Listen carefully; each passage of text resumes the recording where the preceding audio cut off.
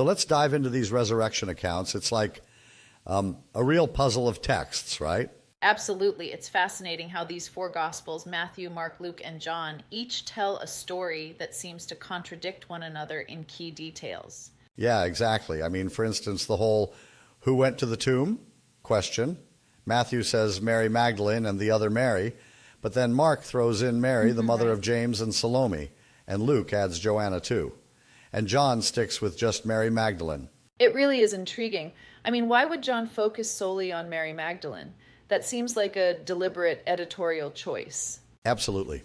And then there's the timing too. Matthew says toward dawn. Mark claims sunrise. Luke confirms early dawn. And then John says it was still dark. It's like, can we even line those up chronologically? It really makes you wonder if there's an underlying theological agenda behind the choices in each account, rather than a straightforward historical report.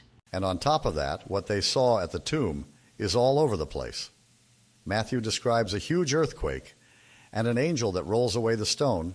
Mark shows the stone already rolled away and a young man in a white robe. Luke brings in two men in dazzling clothes, and John's version has the stone moved, plus later two angels appear after some investigation.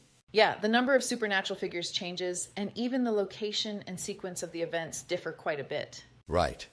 And then we come to the message they received. Each gospel gives a variation. Matthew and Mark point to Galilee as the meeting place, while Luke and John keep things in or it's around all very, Jerusalem. Scattered. That's bound to spark some major questions among both believers and skeptics. I mean, for believers, this is divine truth. For skeptics, it's a web of contradictions. Exactly. And then there are those irreconcilable parts, like, did the women actually tell anyone? Mark explicitly states that they said nothing out of fear, while the others have them spreading the word. That's a huge inconsistency. I mean, if the message is so critical, why would fear completely silence them, as Mark claims? Exactly. It seems like a narrative that undermines the very spread of the resurrection message, until later editions tried to patch it up. And speaking of narrative, the disciples' reaction is all over the place, too. It's like, on one hand, we have the emphasis on personal encounters, and on the other, we have dramatic events like earthquakes and visions. Yep.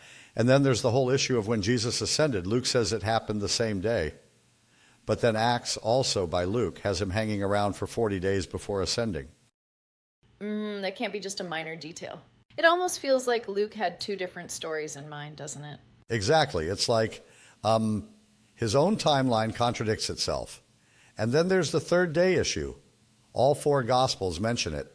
Yet the math doesn't exactly add up if you consider Jesus died on Friday afternoon and was found risen on Sunday morning. Right, because that gives us just part of 3 days, Friday, Saturday, and then Sunday morning. But Jesus mentions 3 full days and nights, as in, like Jonah's story in a fish. Yes, and proponents argue that ancient Jews counted any partial day as a full day. But even then, saying 3 days and 3 nights feels off to a modern ear. Yeah, it does stretch credulity a bit. That's where the whole debate really heats up.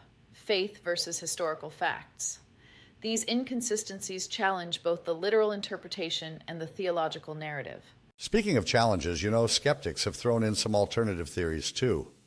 The Swoon Theory, for example, they suggest Jesus didn't actually die on the cross. Right, but that theory falls apart when you consider that Roman executioners were pretty thorough, not to mention that John's account mentions a spear piercing Jesus' side. Exactly, and then there's the stolen body theory, where it's proposed that the disciples took Jesus' body to fabricate the resurrection story. Though that seems a bit far-fetched. It does, especially because it implies they knowingly created a myth that turned them into martyrs. I mean, imagine knowing you were lying and enduring that kind of risk. Absolutely, and then there's the vision or hallucination theory. It's argued that the disciples experienced grief-induced visions, which seemed real to them. Yeah, that perspective is interesting because it even ties into psychological studies on how intense emotions can manifest vivid visions. And to add to that, scholars like Bart Ehrman mention that while these experiences might be real to the individuals, they're not necessarily evidence of an actual physical resurrection. Exactly. It's like a vivid dream versus historical fact. Then, of course, we also get to the Mythic Development theory, where the resurrection narrative is seen as a legend that evolved over time. Right. And thinkers like Richard Carrier and Robert Price argue that the story grew as oral traditions solidified into written texts, shaped by the challenges and the suffering of early believers. It's like when a story gets passed around the campfire for so long that details morph into something unrecognizable from the original. Yes, exactly. And this all ties back into that tension between faith and historical accuracy. For millions of believers, the resurrection is a divine truth, a cornerstone of their faith. Undeniably. Whereas for skeptics and some historians, these contradictions are a sign that perhaps the narrative is more about theological symbolism than strict historical reportage. Exactly, and I think that's where the real debate lies. It's not just about getting the facts straight, it's about how one interprets them. Do you see them as literal events or metaphorical truths? Yeah, that really is the key dilemma. What's really interesting is that even within the scholarly community, opinions vary widely. Some, like Bart Ehrman or John Dominic Crossan, lean towards the idea that these stories serve more as theological statements than historical accounts. Right? And that's compelling because it reflects the human need to find meaning in suffering and uncertainty. It's like even if the historical details are fuzzy, the message of hope and renewal remains powerful. Though I have to say, while I appreciate that interpretation, I can't help but think that dismissing the contradictions entirely might be a bit too convenient. We have to ask, can we really ignore so many disparate details? I see your point, and I'd say it's a respectful critique. On one hand, embracing the miraculous aspect requires a leap of faith, and on the other, reckoning with the textual inconsistencies forces a closer look at how the narrative evolved. Indeed. And that's what makes this discussion so rich. Whether you lean towards faith, skepticism, or historical analysis, each perspective brings its own set of questions and insights. Absolutely. And isn't it fascinating that something as pivotal as the resurrection still invites such deep debate after all these centuries? It's like every reading of the texts opens up a new avenue of inquiry. So in the end, whether you see the contradictions as a sign of human error or as a deliberate, layered narrative full of symbolic meaning, it really boils down to what you bring to the text, a perspective of faith, skepticism, or historical curiosity. Exactly, and this tension between inspiration and factual accuracy is what continues to drive both scholarly debate and personal reflection. Absolutely.